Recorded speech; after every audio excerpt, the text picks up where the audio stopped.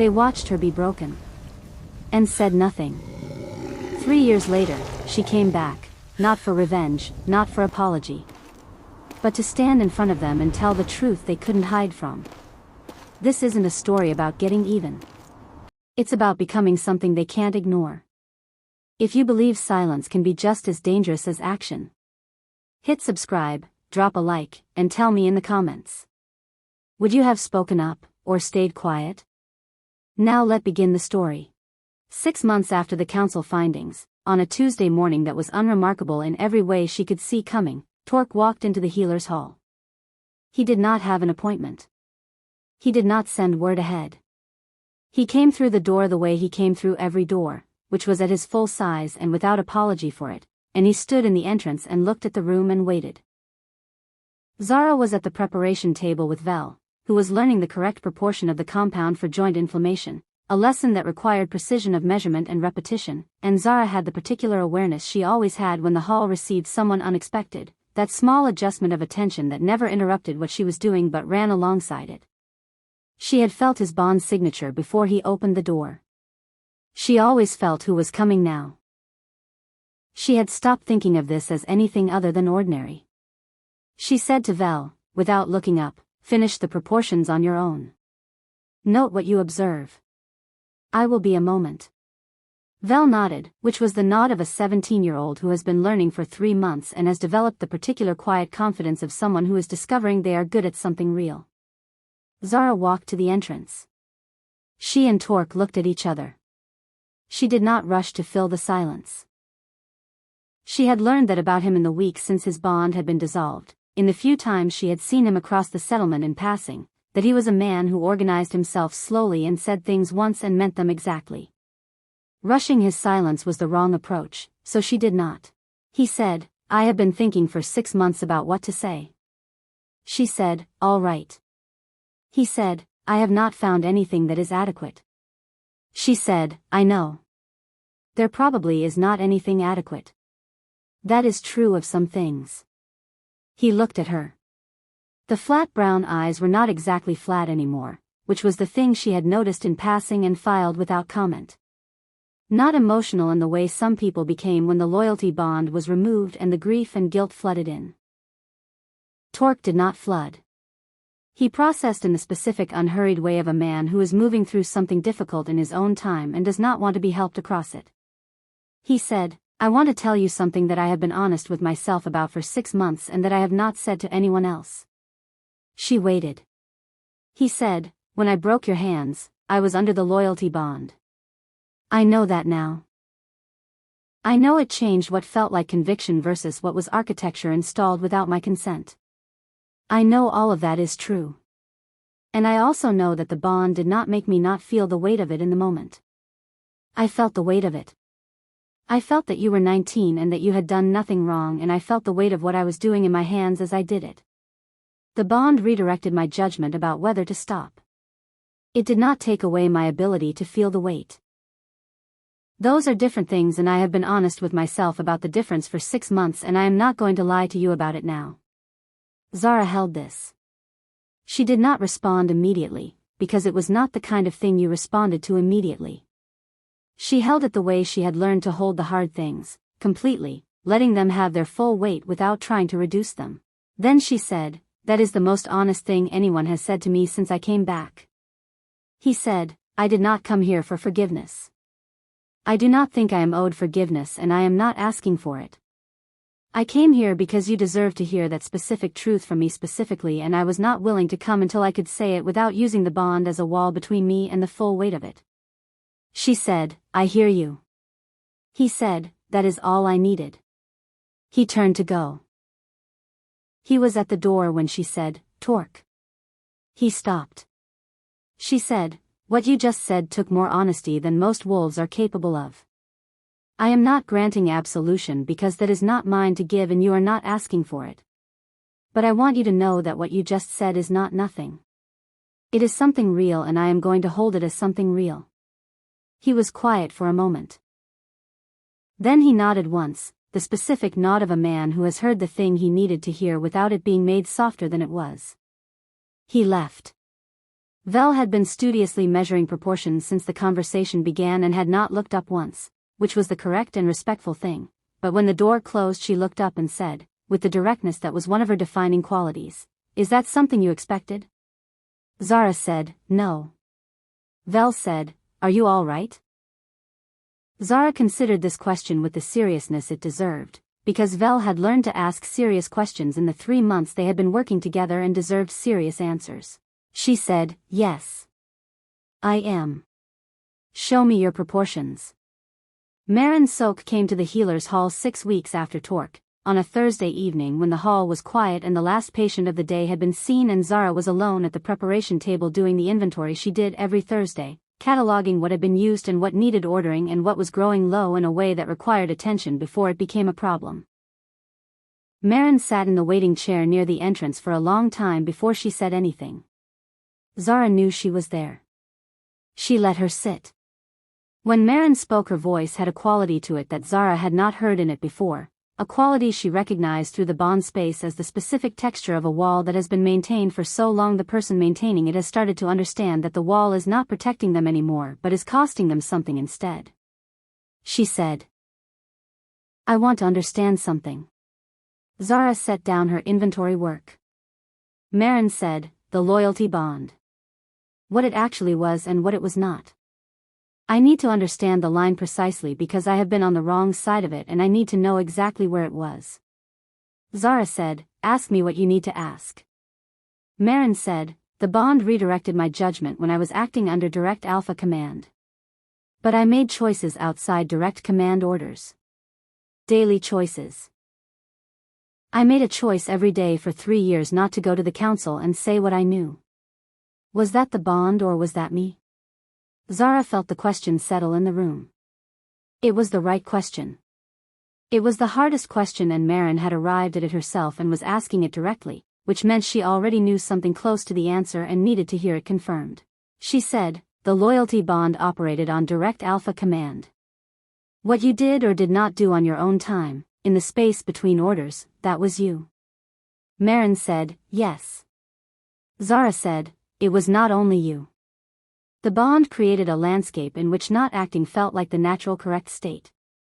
It made the alpha's position feel like your own conviction, which means every day you were not acting against it, you were choosing in an environment shaped by architecture that was not yours.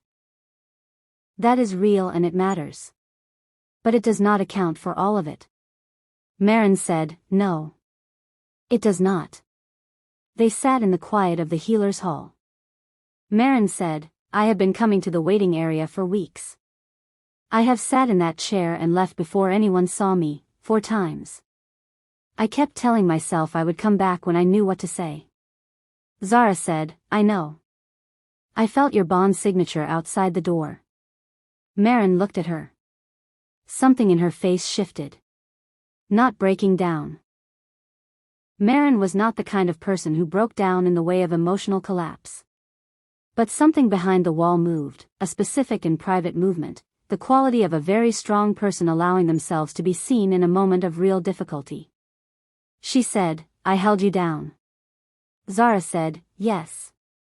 Marin said, "I do not have a version of that sentence that makes it lighter than it is." Zara said, "No. You do not." Marin said, "What do I do with that?" Zara was quiet for a moment, because the question deserved thought and not a quick answer. Then she said, "You cannot undo it. What you can do is be exactly who you are showing me right now in every choice you make from here. Not as penance. Not as performance. But because the person sitting in that chair right now asking that question honestly is a better person than the one who would not come in the door, and being that person every day is the only accounting that means anything." Marin said, "That sounds like something a healer would say." Zara said, "I am a healer." Something in Marin's expression moved again. Not quite a smile. The gesture of one. She said, "I was not good at asking for help. Before. I was not raised to ask for it." Zara said, "I know. Neither was I. The Deadwood taught me.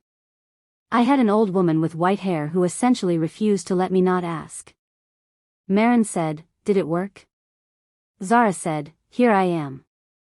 Marin said, "Here you are."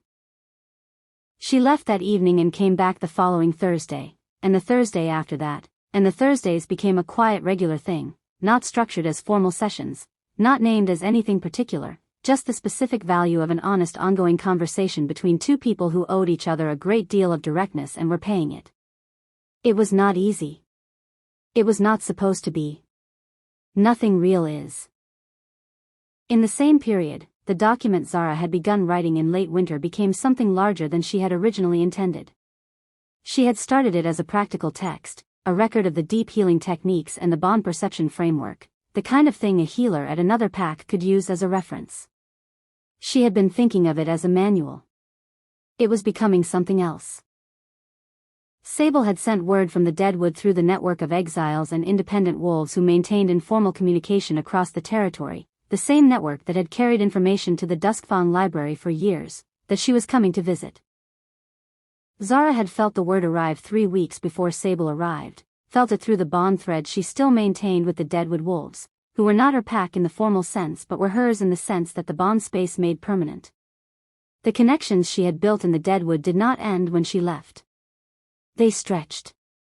They were alive across the distance. Sable arrived on a gray spring morning, walking out of the eastern forest at the territory border with the unhurried gait of a woman who had been going exactly where she intended to go and has arrived. Zara went to meet her at the boundary. They stood at the border edge and looked at each other, and the bond threads between them were unchanged, as clear and strong as they had been in the Deadwood, as clear as they had been on the morning Zara had left 3 years ago and Sable had watched her shift and run north without looking back. Sable said, "You look different." Zara said, "You look exactly the same." Sable said, "That is a function of being old. Everything settles eventually." They walked through the territory together and Sable asked questions about everything she saw with the specific curiosity of someone who has been watching from a distance and wants to verify what the distance showed her. She asked about the healer's hall and about Vel and about the council findings and about the 6 guards one by one, and she listened to each answer with the full quality of attention that was one of the things Zara had loved about her from the very beginning. She asked about Demon Vale last. Zara said, "He is a man in the middle of becoming something different than what he was raised to be. It is slow and it is genuine, and I am not yet at the point of trusting him in the complete sense. But I am at the point of believing the becoming is real." Sable said, "That is a careful answer." Zara said, "He earned careful." Sable said, "Yes." They went to the healer's hall and Sable sat in the room for a long time without speaking, feeling it the way an old Omega feels a space, through the bond perception, reading the specific quality of what had been built there over the months since Zara's return. What healers had worked there and what they had put into the walls of the place, the accumulated intention of work done carefully over time. After a while Sable said, "You have built something here that is real." Zara said, "I had good materials. You gave me the most of them." Sable said, "I gave you vocabulary. The materials were always yours." She paused. "Show me what you are writing." Zara brought out the document. It had grown to 40 pages of close writing across cured hide sheets in the same tradition as the Deadwood Library's oldest texts, though she had also made copies on the pack standard paper for practical use. Sable read in silence for nearly 2 hours. She did not comment while she read. She turned pages and read and occasionally made a small sound that meant she was noting something. When she finished she set the document down and looked at it for a moment. She said, "This is the most complete contemporary account of Omega bonding site and deep healing techniques that I have seen in 40 years. She paused.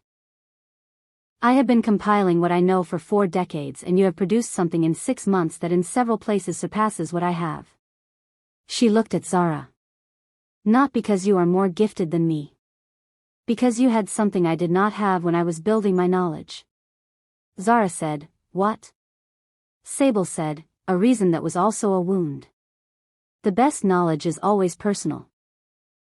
Not because objectivity does not matter, but because the deepest questions come from the deepest need, and you needed to understand this in a way that I, who came to it academically, never needed it with the same specific urgency." Zara said, "The wolves who hurt me gave me the question I needed to answer." Sable said, "Yes. That is one of the very uncomfortable truths about how people grow. The thing that was done to you that was wrong and should not have happened also drove you to become something that would not have existed otherwise. Both things are true. The wrongness of what was done is not diminished by what grew from it. And what grew from it is real. Zara sat with this. She had been sitting with it in various forms for 2 years and had not yet arrived at the place where it sat completely still inside her, but she was closer than she had been and she knew that closer was the right direction. She said, I need to send the document to other packs. Sable said, yes. She said, not as a Duskfang document. Not as the Alpha's endorsed text. As its own thing. Sable said, yes. Because if it is endorsed by a single Alpha it becomes that Alpha's property in the eyes of other packs. It needs to travel as a healer's text. On its own authority. Zara said, I want your name on it alongside mine. Sable said, no. Zara looked at her. Sable said, your name is the name it needs. You are the wolf who went to the dead flats and came back. Your name is the argument. Mine is a footnote. She paused and something in her expression was warm and precise simultaneously, the specific expression of a teacher who is watching their students surpass the need for them, which is what every real teacher works toward. She said, this is yours. The document left the Duskfang territory on a clear morning in late spring, copied 11 times by hand in Zara's precise writing and distributed through the healer networks that existed between packs in a looser and less official way than the political networks, carried by the healers who traveled between territories for the seasonal gatherings that the packs maintained for the exchange of medical knowledge. She had not asked Demon Vale's permission to send it. She had told him she was sending it and what it contained, because informing him was the courteous and practical thing, and he had read the summary she provided and said, this will be received differently by different packs. She said, I know. He said, some Alphas will feel threatened by it. She said, I know that too. He said, the Duskfang's name is associated with it by virtue of where it was written. She said, yes. I thought about that. The association is useful in one direction and problematic in another. I had been honest in the text about what happened here, including what was done and why. The document does not pretend the Duskfang is a model of good practice. It describes what was wrong and what changed. Alphas who read it will see a pack that did a harmful thing and is in the process of repairing it, not a pack claiming authority it has not earned. He said, you are saying the honesty about our failure is what makes the document credible. She said, yes. He was quiet for a moment. Then he said, send it. The responses came back over the following months in a pattern she had partly anticipated and partly not. 3 packs sent formal replies within 6 weeks. 2 of them were from head healers who wrote with the specific quality of wolves who have been holding knowledge in isolation for a long time and have just discovered they are not alone in it. One healer from the Western Coastal Territory described techniques she had developed independently that were close to what Zara had documented, developed through her own practice rather than through any preserved tradition, because the tradition had been suppressed but the gift itself had not disappeared. It had simply been rediscovered in fragments by healers throughout the territory who had never had the vocabulary to share what they were doing.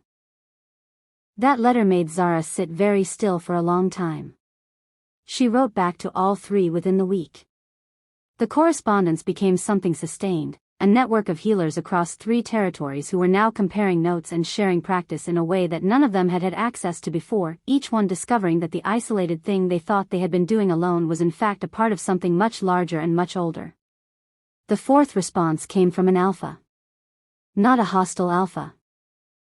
The response was from a female Alpha in the Northwestern Territory whose pack had a known tradition of treating Omega wolves as valuable rather than subordinate, a tradition that was unusual enough to be noted in the political records and that had kept her pack at a distance from several of the larger northern packs who found her approach inconvenient.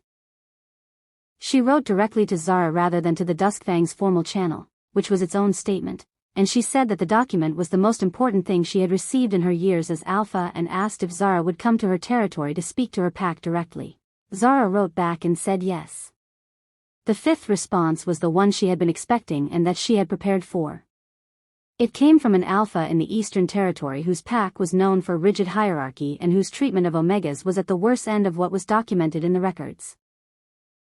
The letter was written by his legal advisor and it cited 3 separate points of pack law under which the document was allegedly in violation, none of which held up on examination but all of which required written response, and that written response required time and precision and the specific patience of a person who understands that some fights are won by outlasting the other side's willingness to maintain them.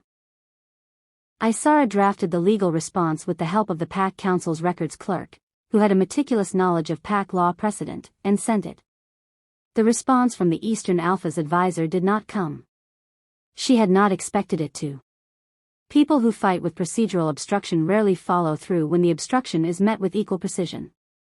Within the year, the document had reached 11 packs and generated ongoing correspondence with healers in 7 of them.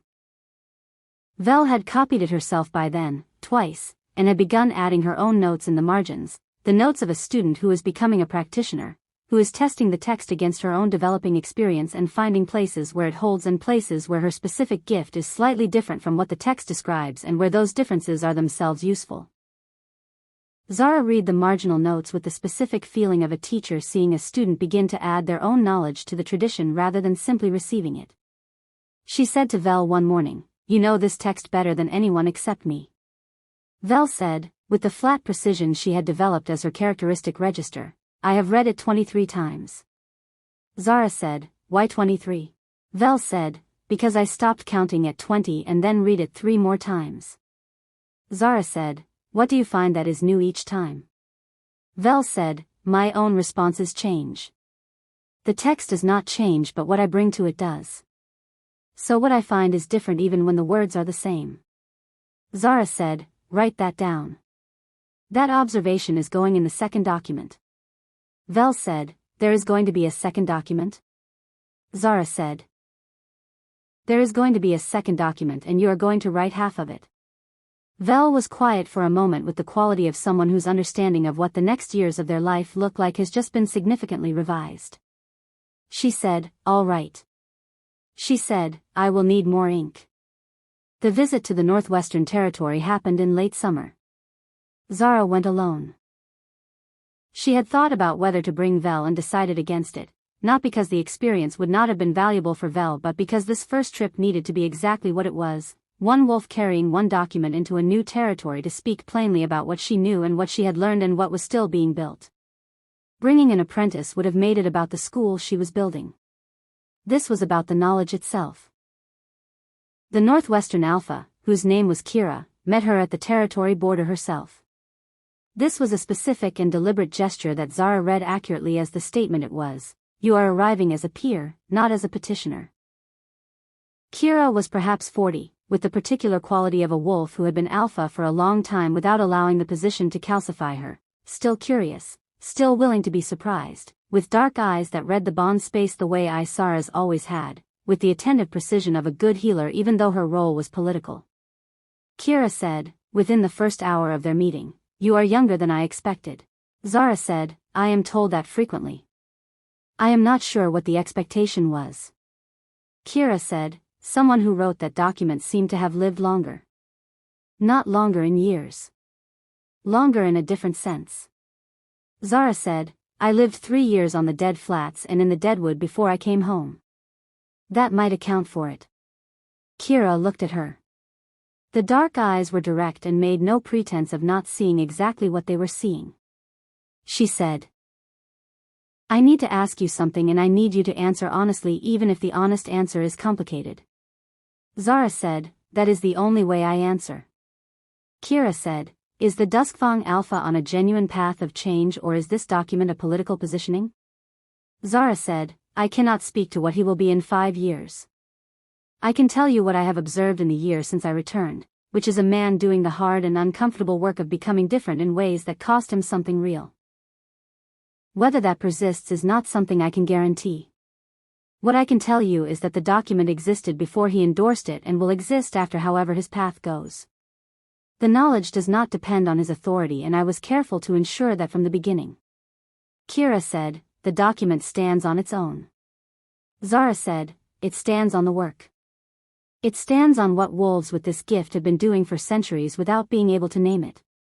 He is not in it as an authority. He is in it as one element of the specific story that demonstrated why the knowledge matters. That is a different thing. Kira considered this. She said, I have 7 Omegas in this pack whose gifts have been developing without proper guidance because proper guidance did not exist until your document arrived. I want you to meet them. Zara said, yes. She spent 4 days in the Northwestern Territory. She met the 7 Omegas one by one, and with each of them she did what she had learned to do with Vel, which was to begin at the beginning, to name what they already had rather than introduce something foreign to them, to show them the framework that organized what they had been experiencing. Every one of the 7 had been developing in isolation, each one believing to some degree that the things they felt and perceived were uniquely their own, some peculiarity of their specific character rather than the expression of a shared and ancient gift.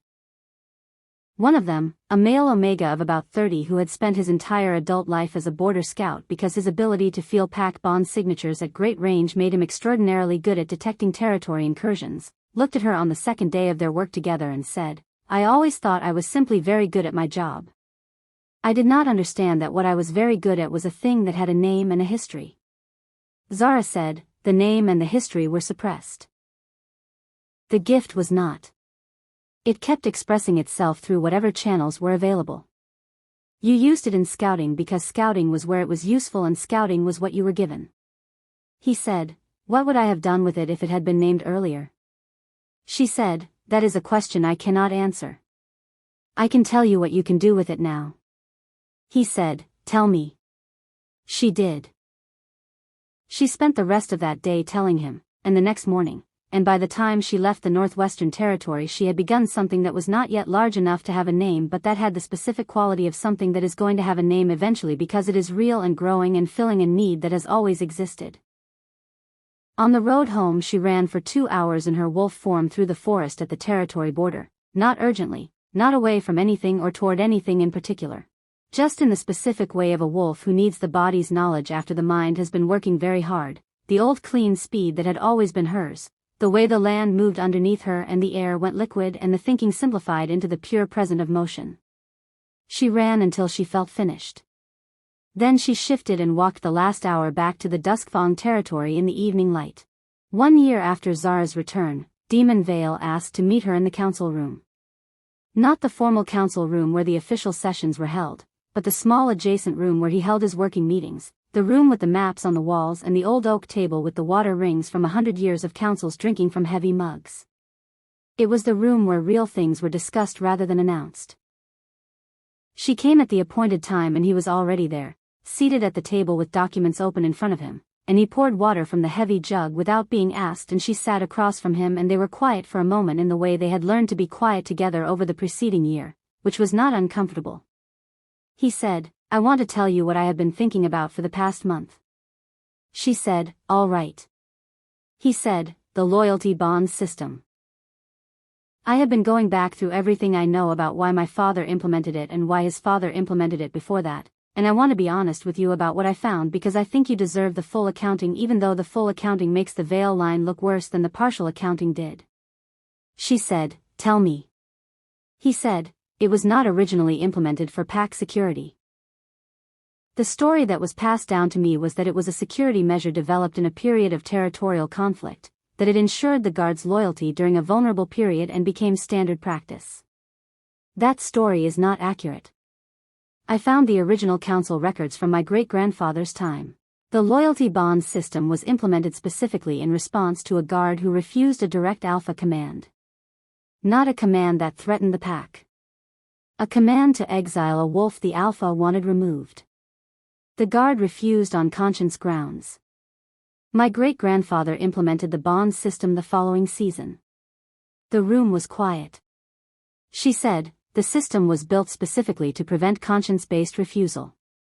He said, yes. Not security.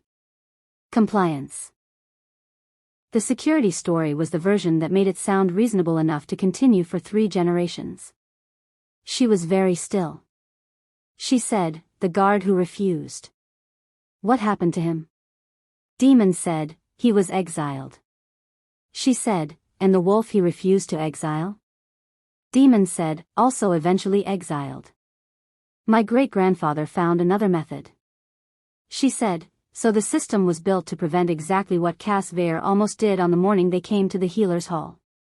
He said, yes. She looked at the maps on the walls. Territory maps, the kind of thing that seemed straightforward and was not, every line on them the result of a decision that had cost something. She said, why are you telling me this? He said, because the council findings said the practice was inconsistent with the pack's stated values. That is true. But the fuller truth is that it was never about security at all. It was about an alpha who wanted to be able to do wrong things without his own guards refusing him. Every alpha since then inherited a system designed for exactly that purpose and used it for exactly that purpose, including me. I want that on the record, not the softer version. She said, you want it in the document. He said, if you are willing. I think the document has been circulating without the full history of why this happened, and I think the full history is relevant to how other packs understand what the system was for. She looked at him. She said, you understand that putting this in the document will define your family's legacy in pack history in a very specific way. He said, my family's legacy as it currently stands in pack history is already defined by 3 generations of doing this. Adding the true origin does not make it worse. It makes it accurate. She said, I will put it in. He nodded. She said, can I ask you something? He said, yes.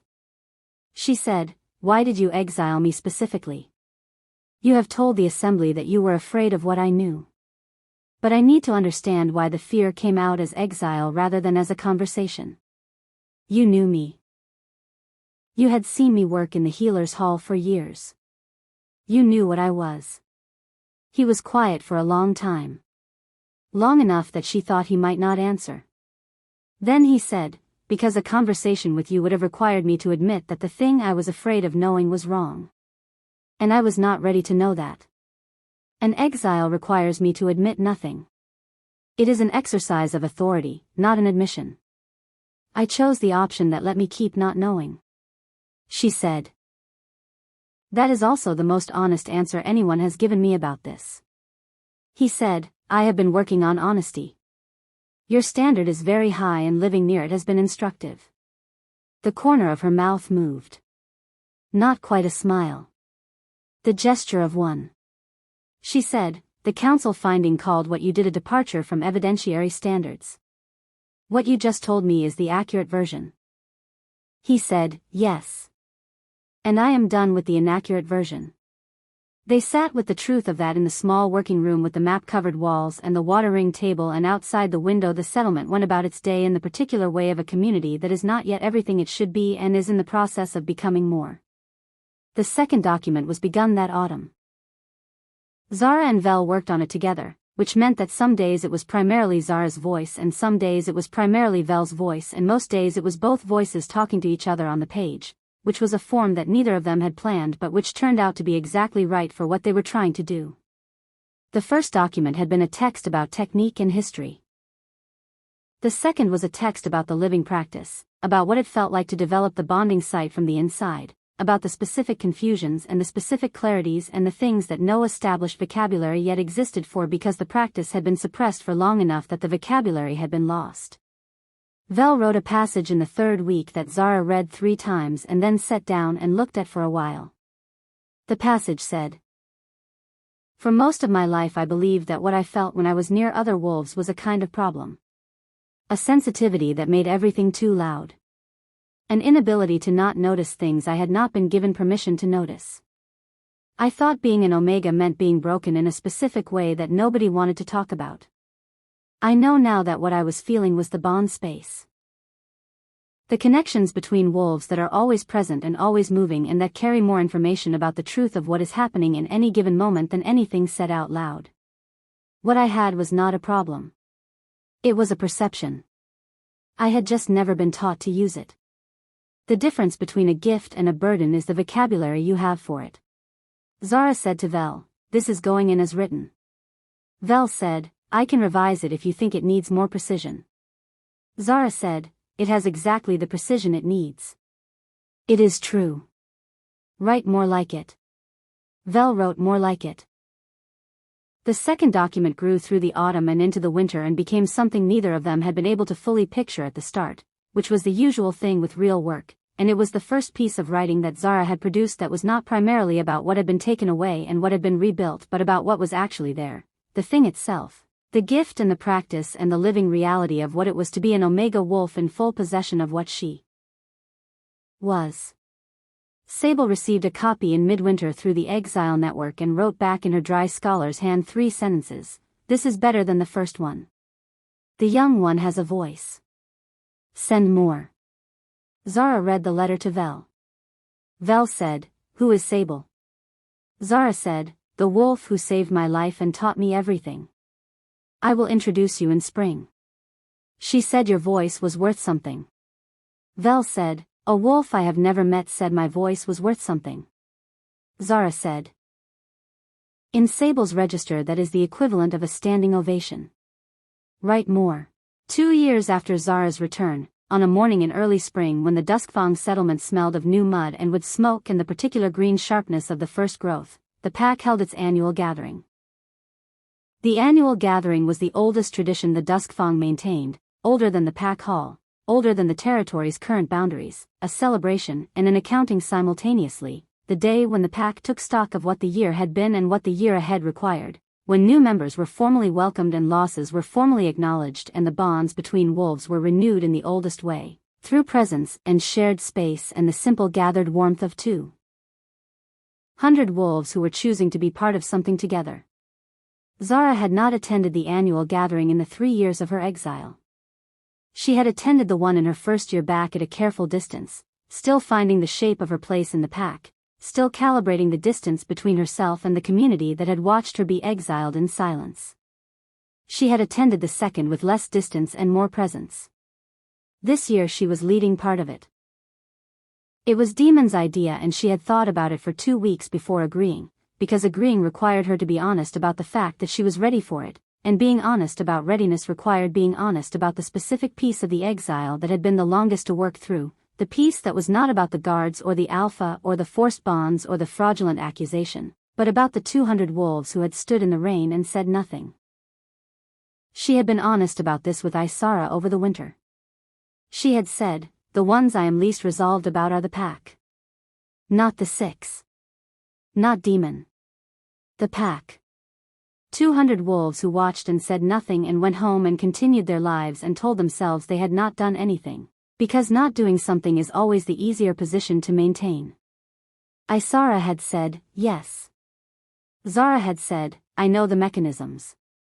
I know how collective silence works, the way pack hierarchy suppresses individual conscience through bond structure, the way an alpha's certainty becomes the community's certainty through the same mechanics that the loyalty bond used on the guards, just at a lower intensity and distributed across the whole group. I know all of that. I have written about it. Understanding the mechanism does not automatically close the feeling. Isara had said, no. It does not. Understanding is not the same as resolving. Zara had said, how do I resolve it? Isara had been quiet for a long time. Then she had said, I think you resolve it by finding the thing you want from the pack that is not revenge and not vindication and not an apology and deciding whether the pack can give it to you. Zara had said, what is the thing? Isara had said, I think you know. She had thought about it for 3 more weeks. She had run at midnight and thought about it. She had sat with the bond space of the assembled pack on ordinary evenings when the settlement was quiet and felt the 200 signatures around her and thought about it. She had held the question the way Sable had taught her to hold hard questions, completely, until the answer surfaced on its own rather than being forced. The answer was, witness. Not an apology. Not a declaration of guilt. Not a performance of collective remorse. She needed the pack to be present for what she was, to see her clearly and to choose to see her clearly, to not look away from the full accounting of what had happened and what had changed and what was being built. To witness it the way they had witnessed the exile, openly, collectively, in the same courtyard, in the same gathered presence. She needed them to show up for the second story the way they had shown up for the first one. She said yes to demon. The annual gathering began in the morning with the traditional accounting, the pack's records keeper reading the year's events in the formal register that had been maintained for generations. The new wolves welcomed to the pack. The wolves who had died and whose names were entered into the permanent record. The significant events of the territory. When this portion was complete, Demon stood at the front of the assembled pack and spoke. He spoke for 20 minutes and he said everything. The full accounting. Not the council version with its careful language and its focus on the pack's future stability. The full version, the one he had told Zara in the small working room with the water ring table. His great-grandfather's original reason for the loyalty bond system. The 3 generations of its use. His own specific fear and what he had done with that fear. All of it, in front of 200 wolves on the morning of the annual gathering, in the full tradition of the accounting that the gathering required. When he finished, the courtyard was very still. Then Zara stood. She had not prepared a formal speech. She had thought about it and decided against it, because a formal speech was a performance and what she needed was not a performance. She stood in the same courtyard where she had been exiled and where she had come back and where the findings had been read, and she felt the bond space of the assembled pack around her, 200 signatures, every one of them known to her now in the specific way she knew everything, through the full Omega perception that had had 2 years to map the community she had grown up in. She said, I want to say something about what the past year has been for me. Not as a formal statement. As a true thing said to the people who are part of it. She said, because the other truth is this room. The other truth is the wolves who came to the healer's hall and asked to be seen. The other truth is Vel, who at 17 named what she was and chose to develop it. The other truth is Cass Ver working a border patrol from his own conviction. The other truth is Marin sitting in the waiting room on Thursday evenings. The other truth is what is being built. She said, I am part of this pack. Not because the exile was nullified and not because the council said so. Because I was born here and I grew up here and I built my first knowledge here and I came home here and I intend to do the rest of my work here. That is what makes me part of it. Not permission. Choice. The courtyard was silent. Then from somewhere in the crowd, a single voice said, We hear you. And another said, We hear you. And another. Not the full 200. Not every voice. The honest number, the ones who meant it in that moment, which was not everyone and was real, was present, was the specific and imperfect and genuine response of a community that was in the middle of becoming something better than what it had been. Zara stood in the courtyard and felt the bond space fill with those voices and she let it fill completely, did not manage it or contain it or reduce it to something easier to hold, just let it be the full thing it was. She was 23 years old. She had been broken at 19 and rebuilt herself across 3 years of exile and had come home with a knowledge and a capacity and a purpose that were entirely her own, hers in the specific sense that no one could take them from her because they were not borrowed from anyone's authority and had not been given to her by anyone's permission. They were what she had made from what had been done to her, and they were real, and they were going to keep going. After the gathering she went to the healer's hall, because there was always work to do and the work was always where she went. Vel was already there, at the preparation table, making notes in the margins of the second document. She looked up when Zara came in and said, How was it? Zara said, Real. Vel said, That is usually good. Zara said, Yes. Usually. She went to the preparation table and picked up her pen and looked at the second document and the blank page at the end of it that was waiting. She began to write. In the weeks that followed the annual gathering something settled in the Duskfang pack that did not have a name yet but that Zara could feel through the bond space in the specific way she felt everything now, as a quality in the air between wolves, a texture in the connections between them. The texture of a community that has processed something genuinely difficult and has come out of it with a fuller understanding of what it is and what it owes to itself. Not healed in the complete sense. Communities did not heal the way individual wolves healed, completely and with new tissue that was stronger than the original. Communities healed sideways, in layers, the new growth alongside the scar rather than replacing it, the scar remaining visible and the new growth real. She knew this and she was not impatient with it. Cass Ver stopped her on the settlement path one morning in early summer. He said, I want to tell you something. She said, all right. He said, I requested a transfer to the healer support unit. Not medical training, I am not suited to it. The logistic side. Supply runs, storage management, the work that keeps the healer's hall functioning as a physical operation. I requested it because it is where I can be useful in a way that does not ask me to carry authority I do not feel clean about carrying yet. She said, when was this approved? He said, this morning. She said, good. We have needed someone to manage the supply chains properly for months. Come by tomorrow morning and Zara will show you what needs doing. He looked at her and she felt through the bond space the specific quality of a person who has just received the thing they needed, which was not absolution or even kindness but simply the practical statement that they are useful and welcome in this specific place. He said, thank you. She said, come early. We run short on the joint compound by midweek and that has been going on for longer than it should. He smiled. The first real smile she had seen on his face, not the guard's managed expression, not the performance of normality, but the specific smile of a man who has been given a real task that he can do from his own conviction. He came early. Summer moved through the territory in the way summer always did in the north, briefly and completely, the long light days of the peak weeks when the forest was at its fullest and the border wolves ran long shifts in the warmth and the pack was at its most outwardly alive, and then the first suggestion of autumn in the air and the preparations that autumn required. Zara turned 23 in late summer. She had not celebrated her birthday during the exile years, had lost track of the date in the first months and then deliberately not re-established it because marking the years had felt less important than getting through them. She was not certain of the exact date even now, had estimated it from what she knew of the season she had been born, and the pack's records had confirmed a date in the third week of the month. Vel arrived at the healer's hall that morning with a flat cake that smelled of cedar and honey, which she set on the preparation table without ceremony and said, Zara said you liked cedar. I do not know if this is right. Zara said, I do like cedar. How did you make it with honey? Vel said, experimentally.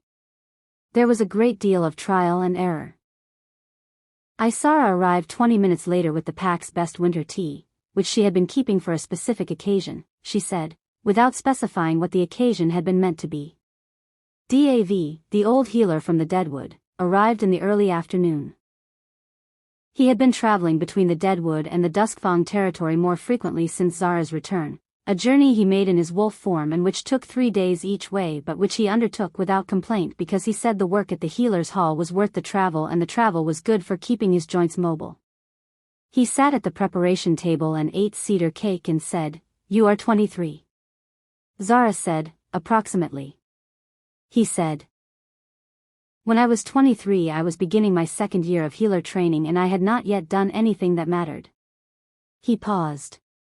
You are ahead of schedule. Zara said, I had help. He said, you had people who pointed at things. You did the work. She did not argue with him. He was not a man who benefited from being argued with, and he was not wrong. At the end of the day when the hall was quiet and the others had gone she sat at the preparation table alone and felt the bond space around her in the full way she always felt it now, not as an intrusion or a burden or an overwhelming constant noise but as what it was, the world, as she actually perceived it, complete and present and full of information about what was real. She felt the deadwood threads to the northeast, Sable and Dav's pack, the 17 wolves she had never been packed to in the formal sense but who were hers in the bond space regardless. She felt the Northwestern Territory threads to the west, the 7 Omegas she had met in the summer and who now wrote to her regularly and whose bond signatures she could feel at the edge of her range on clear days. She felt the Duskfang all around her, the 200 signatures that were the texture of home, changed from what they had been and changing still, alive in the way of things that are in process rather than complete. She felt Vel through the wall of the adjacent room, where she was writing in the margins of the second document with the particular focus quality she brought to everything, the 17-year-old who was going to be extraordinary. She felt Zara closing up the storage room down the hall, precise and thorough as she had always been, her bond signature carrying the specific warmth of a wolf who has been carrying something heavy for a long time and has put some of it down. She felt Cass Vayer in the supply room doing inventory with the careful attention of a man building clean habits from clean foundations. She felt the alpha in the pack hall going through the evening council, his bond structure different from what it had been a year ago, still moving, still in process, the shape of what he was becoming not yet fully visible but the direction of it consistent. She felt Torque on the western road moving timber in the dusk, large and deliberate, doing his work, and in his bond structure now, 2 years after the dissolution of his loyalty bond, a quality she had not felt in him in the beginning, the specific and quiet quality of a wolf who is asking himself hard questions and is not yet done with them. She did not know where those questions would take him. She could not know. What she knew was that he was asking them, and that asking was its own thing, and it was more than the man who had felt no weight at all had been able to do. She felt Marin across the settlement in her residence, and Marin's bond signature had a new quality this year that it had not had when Zara first dissolved the bond, a quality she identified as the specific texture of ongoing work, the feeling of a wolf who has decided to keep looking at the thing they would rather not look at because they have decided that looking is part of who they are going to be. She could not feel Sable from here, not reliably, the distance was too great for consistent perception. But she felt the thread. The long thread running from her chest to the northeast, the first bond she had made after the exile, the one that had held her alive through the worst of it, still present, still clear, still warm. She sat with all of this for a long time in the evening light. Then she picked up her pen. The second document was at the point where it needed a final section, and she had known for 2 weeks what the final section needed to say but had not been able to find the beginning of it, the specific sentence that opened the door to the rest of it. This was the thing about the beginning of a section, it could not be forced. It had to arrive. She wrote, "What an Omega wolf carries is not a sensitivity in the sense of a weakness. It is a sensitivity in the sense of a precision instrument, something built to detect what other instruments cannot detect, calibrated for a frequency that the rest of the world produces constantly and that most wolves feel only as a vague background warmth. We feel it as specific information. We feel the health and the damage and the history and the truth of the connections between wolves. We feel what is actually happening underneath what is being performed. We feel where things are broken and where they can heal. This is not comfortable. It is not easy. It asks something of us every day that no other rank is asked in the same way. But it is ours, and it is real, and it is the most important work there is." She set the pen down. She read what she had written. She picked the pen back up and wrote underneath it, "I was 19 when they broke my hands on a Tuesday morning and left me on the dead flats to stop. I am 23 now and my hands are better than they were before they were broken." That is not a metaphor. That is what actually happened. And it is what will keep happening, to every wolf who is thrown away and survives the throwing, who has the stubbornness and the luck and the people to land among who make the surviving possible. The surviving is not the point. The surviving is what allows you to get to the work. The work is the point. She set the pen down. The hall smelled of cedar smoke and the evening light was going gold through the narrow windows, and down the hall she could hear Vel's pen moving steadily across the page in the particular rhythm of someone who has found their voice and is using it. Outside the settlement was alive with its evening, the bond space full and warm and real. She was home. Not home in the sense of the place that had given her everything she needed and treated her well. Home in the older and more accurate sense. The place she had built herself toward, the place she had chosen with the full accounting of what it cost and what it gave, the place where the work was and where she was the person who could do the work and where doing the work was what she had decided her life was for. It was not finished. It was not going to be finished. Finishing was not the shape of things that mattered. Growing was the shape, and breaking and rebuilding was the shape, and the ongoing stubborn work of becoming what you were capable of being was the shape. She was 23 years old and she had the rest of her life. This chapter may be over, but the journey isn't. Hit subscribe and be here for the next story.